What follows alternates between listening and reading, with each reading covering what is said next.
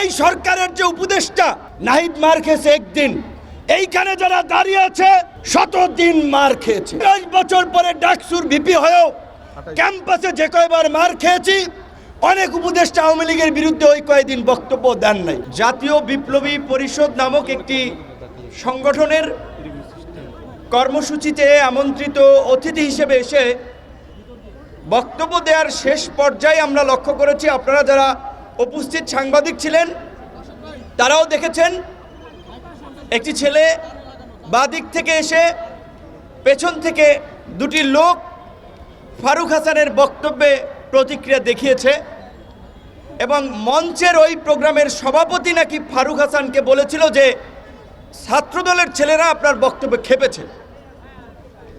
ফারুক হাসান বক্তব্য শেষ করে এখান দিয়ে যাওয়ার পথেই সেই শরীফ যেই ছেলেটির, সে হাত ইশারা দিয়ে ডেকে আনলো কয়েকজনকে এবং ফারুক হাসানের উপরে হিংস্র জন্তুর মতো যেমনি শিকার ধরে তেমনি হামলে পড়েছেন এবং তাকে বেধড়ক মারধর করে রক্তাক্ত করেছেন।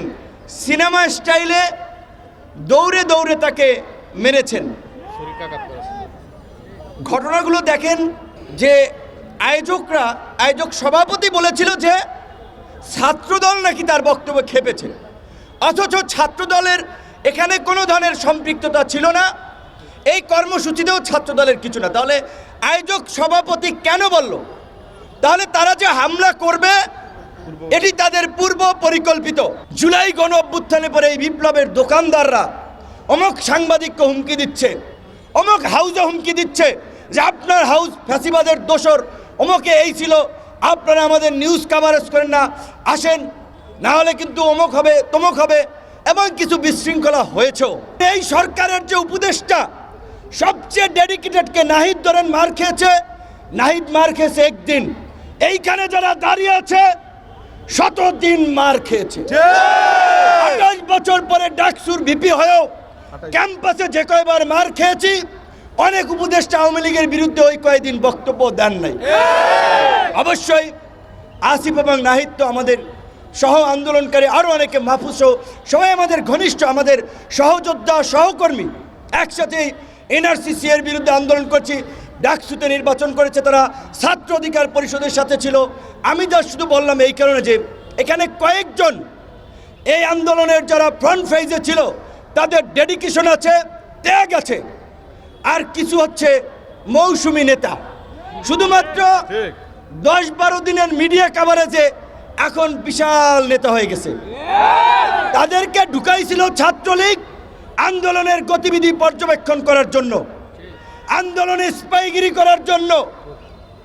18ই জুলাই যখন কথা বলি যে ভাই এক দফার বিকল্প নাই, এক দফা ছাড়া এই জাতির মুক্তি নাই, হাসিনা পিশাচ হয়ে গেছে, হাসিনার পতন ব্যতীত আমাদের মুক্তি নাই, প্রত্যেককে জেলে যেতে হবে, তখন বলে ভাই আমরা তো এক দফার জন্য আন্দোলন করি নাই, এটা কি উচিত হবে?